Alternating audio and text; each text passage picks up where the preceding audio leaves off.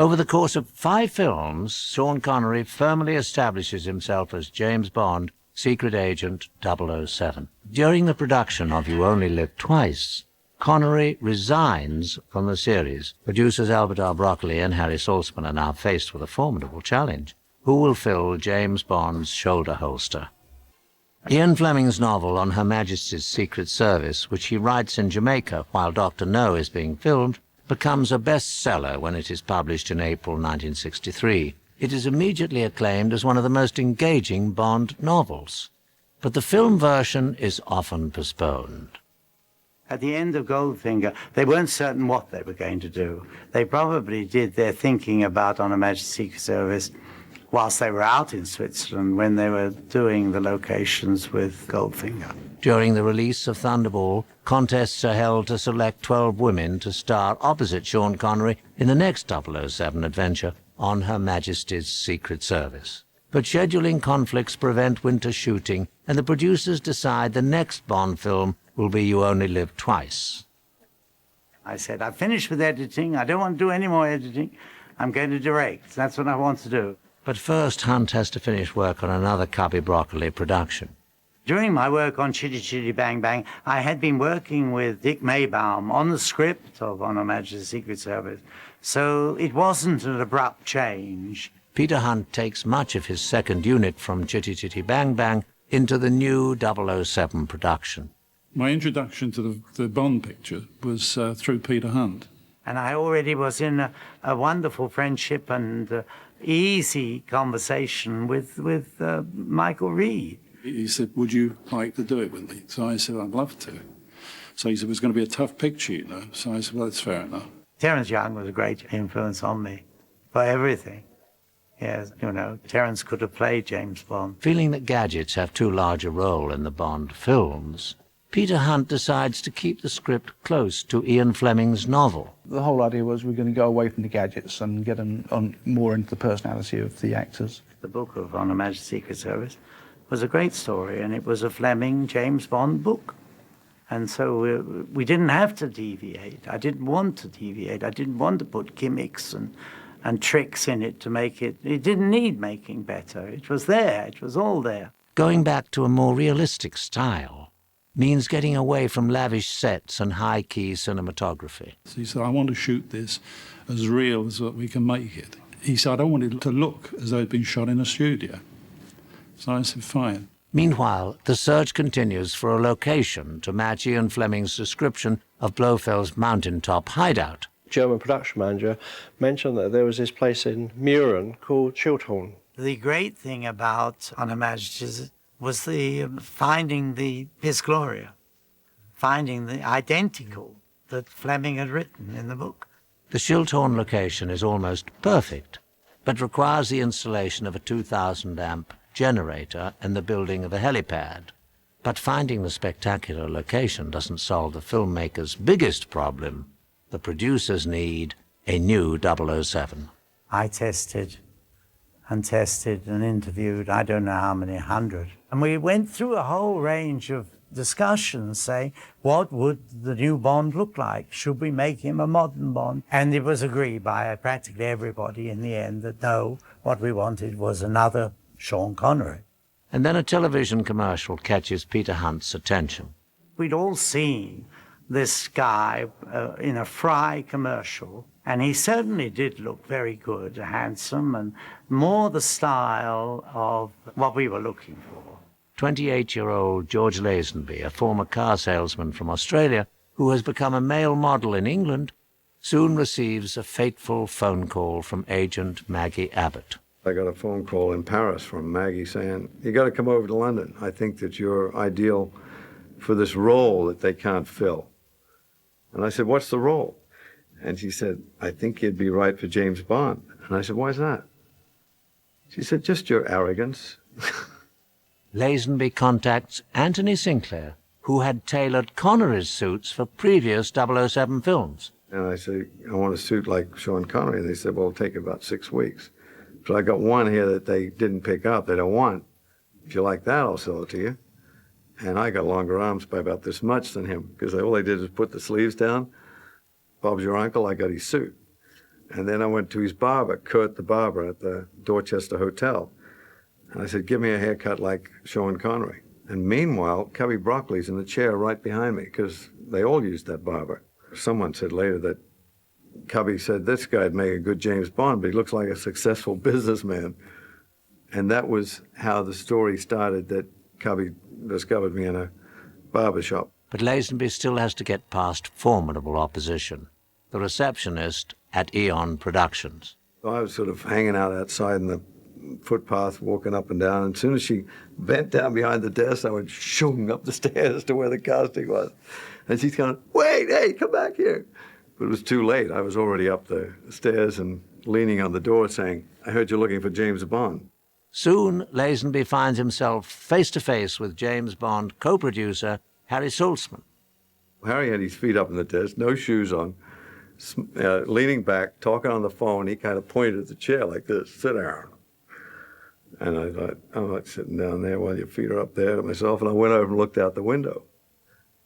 And then he put down his feet and sort of straightened himself up, and he said, have a seat. I think I got respect right there. And I must say, this boy, George Lazenby, looked extremely good and moved very well. And I said, Peter, I got to level with you. I'm not an actor. He said, what? He said, you got to be an actor. I said, I'm not. He said, I'll tell you what. You stick to your story, and I'll make you the next James Bond. The only thing that concerned me was the fact that he'd never been an actor before. He'd been a model. Lazenby soon learns that it takes more than Sean Connery's cast-off suits and a Walther PPK to become James Bond. My walk was such that Peter would pull me up. He said, stop that Australian swagger. Walk like Prince Philip. He had a lot of voice coaching, too. I had this Australian accent, which was rather thick because I was from Queanbeyan, you know. I was right out the back of Australia. And Harry used to say, how the hell's anyone going to understand him? He said, I can't. What really drew you into applying for this job? Well, it was on the recommendation of a friend called Maggie Abbott, who is now an agent. And the fact that Mr. Broccoli had already been considering me was to my advantage, I guess, when I arrived there. This is the first picture you've appeared in, of course, or will appear in. Well, it's the first time I've ever gone up for a picture. You know what I mean? Applied for a picture. Does the prospect frighten you? No, no. What worries you most about taking on a multi-million-dollar movie like this? Being able to do it well. That's what I'm hoping to be able to do. I just hope that my inexperience won't show. What acting inexperience, you mean? More or less, yeah. All right. Thanks, Ray. All right, action! Okay, cut it. George Lazenby, the new James Bond. Now, how do you feel about stepping into the ready-made image of a tough guy and an international sex symbol? Well, I must admit it hasn't been bad so far, but I gather it has its problems, as I'm starting to find out as I go along. George, obviously there's going to be some comparison between yourself and Sean Connery. How do you think this comparison will affect your image? I wasn't compared with Sean Connery before, and now it can only lead to better things, I hope. Now, before you got this role, you were doing commercials for a chocolate manufacturer. How difficult was the transition? Well, it was one of those things. You've got to accept the fact that I've got a lucky break, and do it the best you can, and just take it as another job. That's what I'm doing, really. I was going along as if, okay, now I'm an actor. How do you feel about love scenes? Do you have any difficulty with those? No, I don't. It really depends on the girl, I find. If the girl's relaxed, I'm relaxed. But if she gets uptight and finds it a bit hard, and she's not moving with you wherever you want to go, sort of thing, and makes a thing of it, it's difficult. But if you've got a good actress, it makes it very easy, because most of the girls are attractive, and you don't mind jumping into bed with them anyway. So you just pretend no one's there and go for your life. What about your Australian accent? Do you think there'll be any problems as far as international filmgoers are concerned? No, I don't think so. I saw a film recently with Errol Flynn, and he still had traces of an Australian accent, and he was accepted. Not that I'll be in his class, mind you, but I think if you do what you feel and be natural, people will accept you as a person. If you try and be an actor, which I'm not trying to be, they may not accept me because I'm not an actor. Thanks very much, George Lazenby. Thanks, Jeff. By now we'd cast Diana Rigg, and she had met him, and all that had gone very well. This was a mammoth production, I mean an epic. And I've never done an epic before. And I rather wanted to know what it was like to be in an epic. I'd already spoken to Diana and said, I want you to meet this boy, and I'd like you to be very honest with me and tell me what you think afterwards. And the next day I was delighted because she rang me and said, I think he's fine. I think he'll be fine. Diana, you know, she started out being a great ally, saying, you know, I'll help you as much as I can. Diana, she's totally different to George. I mean, you would expect her to be, but there's no pretensions about the lady. She is a professional all the way through, a fine actress. I was this young upstart guy who probably didn't know a tenth of what she knew about the business. Although Lazenby wins Rigg's approval, the producers still need convincing and continue searching for a new Bond. We were well on our way to, and we hadn't got a James Bond. We hadn't got a leading man. I thought that if they could find an actor with the ruthlessness of Jack Palance and the charm of Cary Grant, they would have a good James Bond. And I think that George came up to that. I remember being invited to see kind of all the tests they had on various actors, and George was obviously the one to do the part. It really was a sort of deadline. It was like within 2 weeks of shooting. For whatever reason, he wanted me in the role. From our point of view, he looked like a credible James Bond. The producers want to know how Lazenby looks in action. Hunt turns to stunt arranger George Leach. He'd done a love scene with one of the leading ladies, I believe, a test scene, and then they wanted to see how he was at action. George hadn't learned how to withhold the punch, so when we started to do the fight sequence, he really went for him as for real. When they turn the cameras over, the speed, the energy, everything changes. I immediately knocked the guy on his backside, this big Russian wrestler. He just whacked him. He did punch poor old Yuri Borienko on the nose and busted his nose. And Harry Saltzman just steps over Yuri. The guy's laying on the ground and says, we're going with you. Just like that. It got George Lazenby the job. And then the decision was made, and that was it. The odds were I'd get it, because I wanted it more than anybody else. With a new James Bond, filmmakers now set the rest of the cast, beginning with the villainous Blofeld. It was Covey's idea to say to me, what about Telly for Blofeld? And I fell right in for it. I said, oh, great, lovely. Nothing I'd like better. Telly, he was a character. I mean, that guy, he's a night owl. He used to come sometimes rather bleary-eyed to the set if you had an early call, but he was always very professional. But he'd always show up ready, and he'd come on the set and blow you away. I mean, he knew what he was doing. For the role of Blofeld's henchwoman, Hunt casts a respected German actress, Ilse Steppert. And you couldn't help but like her, and she was deep. I mean, I remember watching her act, and I thought, that's what acting's about. You know, she's really there every time. I wasn't capable of that at the time. For the role of Sir Hilary Bray, Peter Hunt turns to a neighbour. We lived quite close to each other. He said, would you like to play part in the Bond? And I said, oh, that sounds lovely. I'd met George Baker, and I'd listened to him speak, and I knew that he was the guy I was imitating. I did practice that accent quite a bit, you know. I can't do it now. I'm Sir Hilary Bray from the British College of Arms, you know, it was that kind of thing. But much later, I got the brilliant idea of putting George's voice on there, George Baker's voice on it. And it wasn't until I saw the film that I realized that they looped me. The rest of the cast comes from the far points of the globe.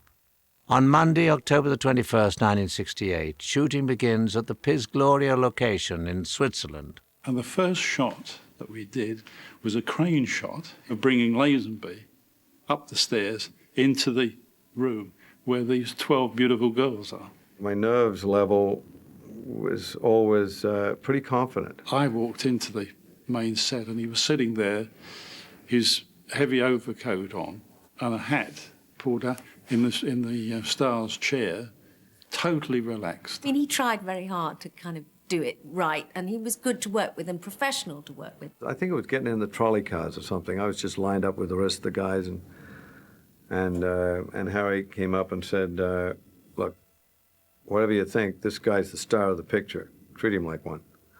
Joanna Lumley, as usual, has a very, very strong personality, and she organised us all.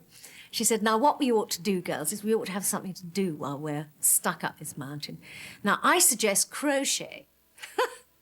So we all started to crochet. We crocheted blankets, shawls, and all the fellas thinking, oh, there's a lot of crumpet here on the set. We were all crocheting. Sorry, no, I can't come out tonight because I've almost finished my crochet blanket. The men find other pursuits. Telly had phoned us up at 11 o'clock at night to say, come on down, I've got 3 other guys, we can get a poker school together. Your per diem comes in cash. So my briefcase got so stacked up with cash, I'd open it and it'd be falling out. And so Telly saw it. He said, hey, you want to play some cards? And Harry heard about it. So Harry came up to the set. And Telly said, no, Harry, no. Anyway, he wanted back all my money. Put in my briefcase, shut up, and he said, now leave my boy alone.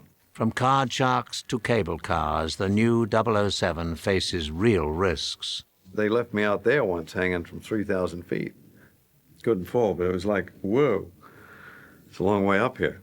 And I'd tell Peter, I said, the other fellow didn't have to do that. Why do I have to do it? It's a feat that stuntman Dickie Creighton finds difficult. There was a stuntman who was brave, who did it for real, hanging out there. And you know, when we shot that, it was pouring with snow. Well, the only safety devices I had were 2 hooks in the palms of my hand, attached by nylon tape to my safety belt.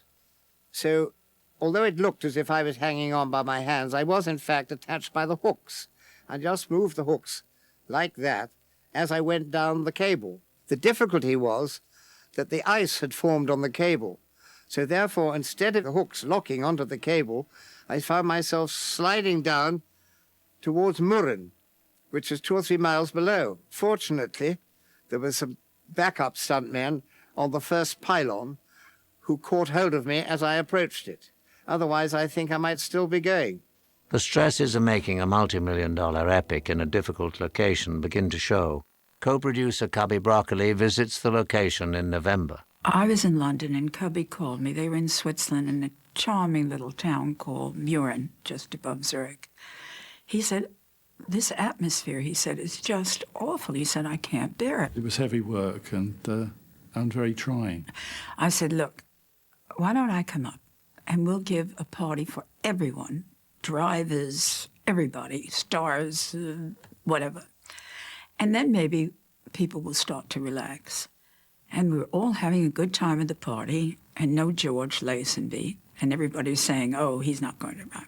And then all of a sudden, there he was at the doorway, just standing there. So I went up to him and I said, oh, George, come on, come over here and sit down with us. All right, he said, and he wouldn't talk. And I said, George, why are you angry? What's bothering you? He said, well, I did not get an invitation to this party. I said, George, it was on the call sheet. It was in the lifts. Everybody knew it. He said, but I'm the star. So I laughed because I never heard anybody say that before, Well, Cubby did not think it was funny. And he said to him, listen, you're not a star because you say you're a star. You're not a star because I say you're a star. You're a star when the public call you a star.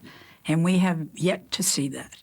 Lazenby gives the producer other worries. George Lazenby wasn't allowed by insurance to ski. When no one was around, I used to take off on the skis.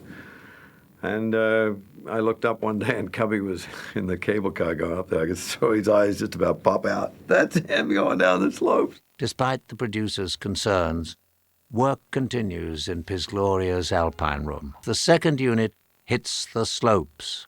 John Glenn, in fact, came out and took over the second unit, which was his first directing stint on the Majesty Secret Service, and of course he went on from there to direct a few Bonds. Whilst I was in Pinewood one day in the bar, in came John Glenn, who'd worked with me and who, in fact, been youngsters with me. He thrust a script in my hands and said, read the sequence. And I read it, and he said, would you like to direct it? I said, lead me to it. You know, this is the most wonderful opportunity. He was just like a schoolboy when I first met him. I mean, he was so enthusiastic. He wanted to film everything.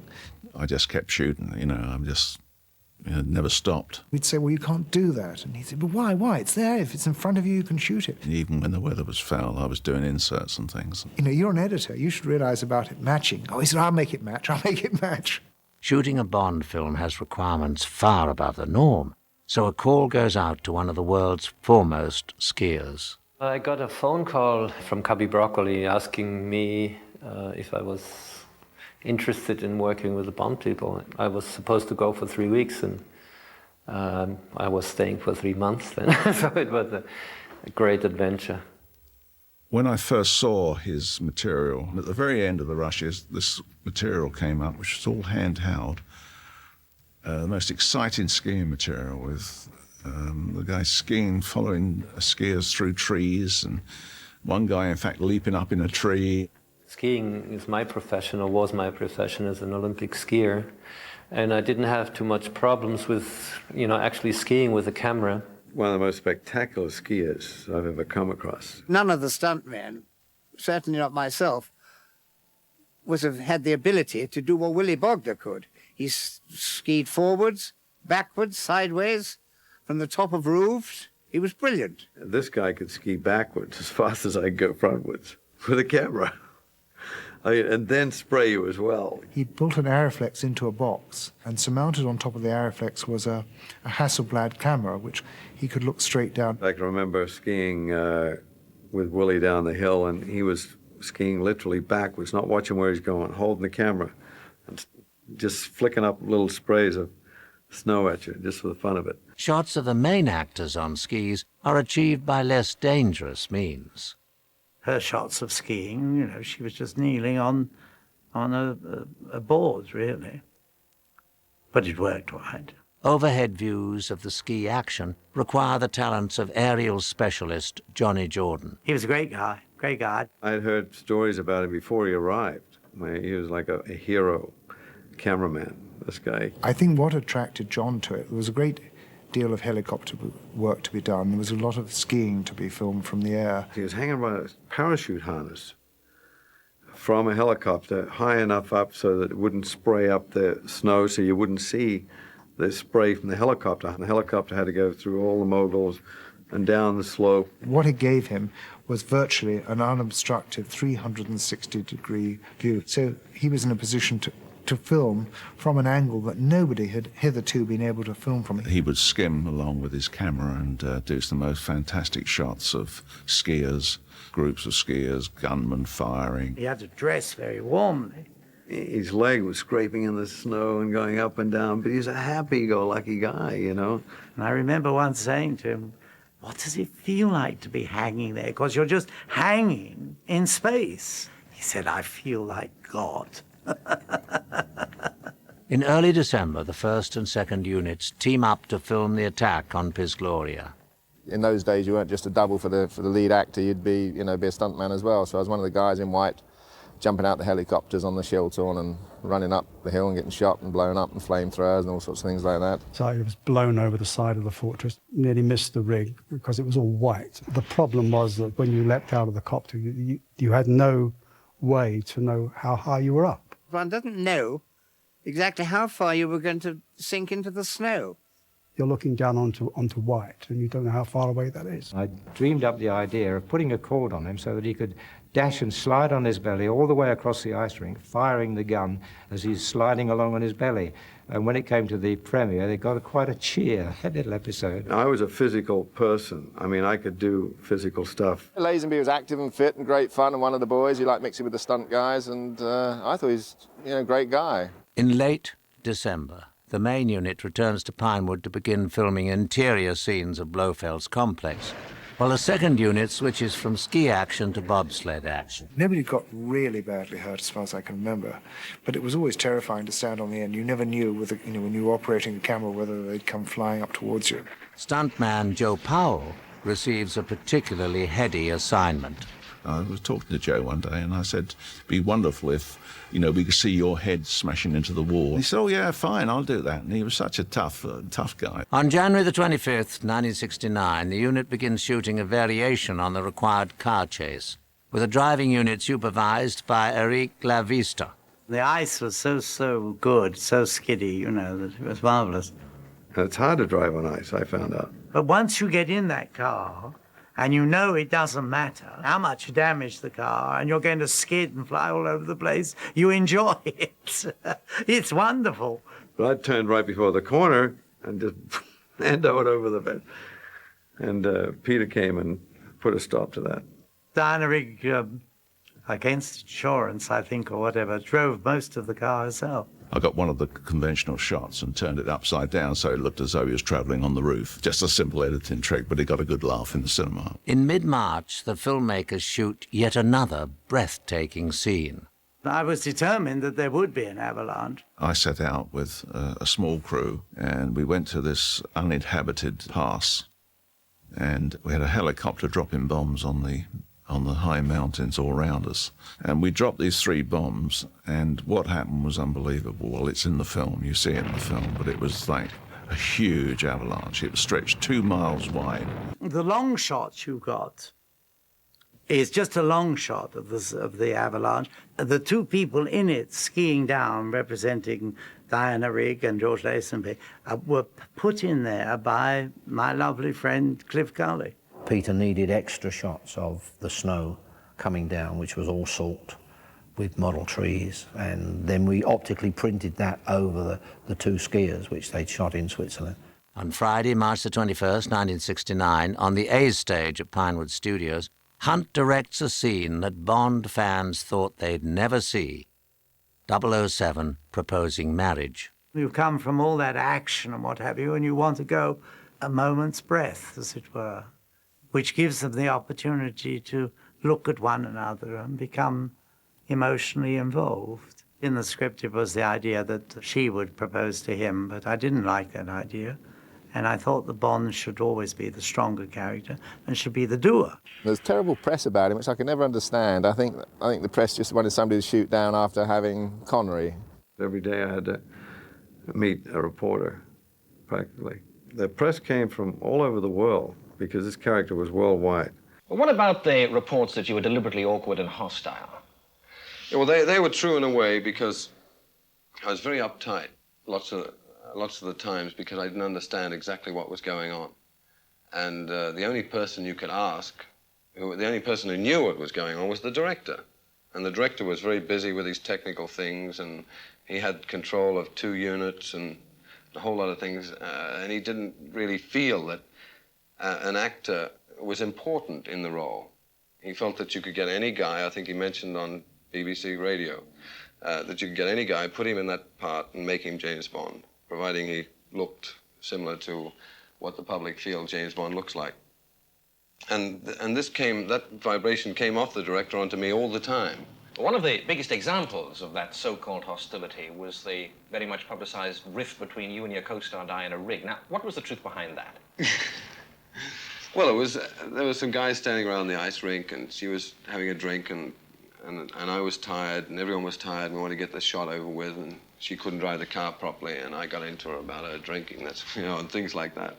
And it wasn't that at all. She felt sick that night, and I was at fault by getting into her, but it was just, I think everyone gets upset at some time.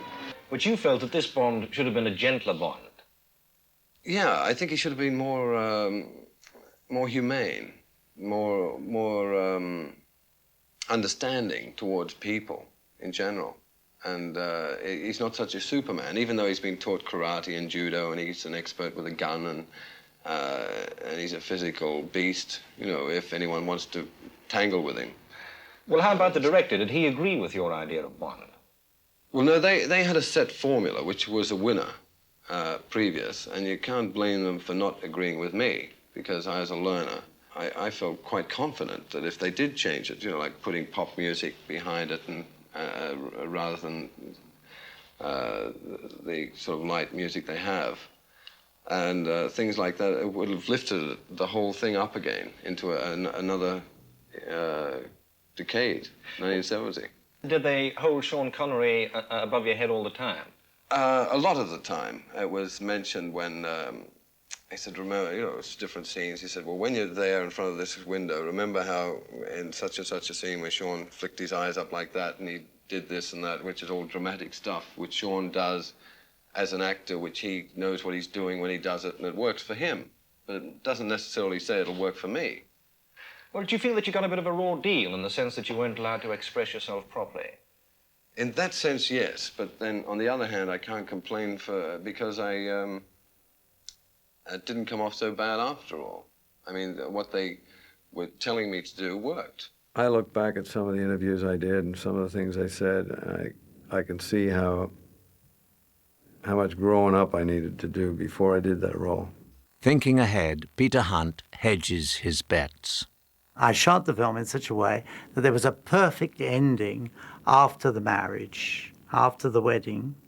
I go right up on a crane as they drive off.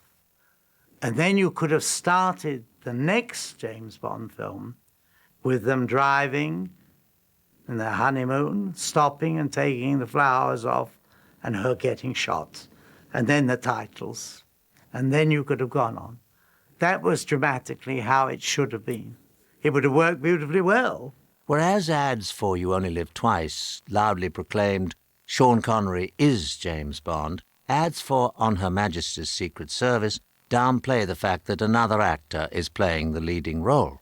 There were a number of things that worried everyone about that. It was this. The first was, of course, the lack of Sean Connery as being James Bond.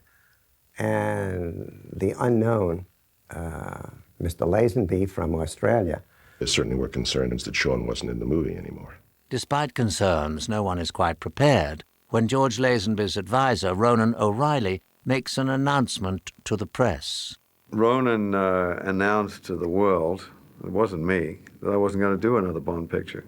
Resignation from what? Her Majesty's Secret Service. Harry Saltzman was interviewed and said it was the first time we've heard of it, and then they turned it around that they let me go. After his premiere on December the 18th, 1969, On Her Majesty's Secret Service set several box office records. Didn't lose any money. Made money for United Artists and for Harry and Cubby and everybody else concerned, and we carried on work. It was one of the few pictures that took a long time just to earn its money back. But we were obviously never going to use George again. The fact is, the film didn't do as well, and we had to blame somebody, so we fired the star.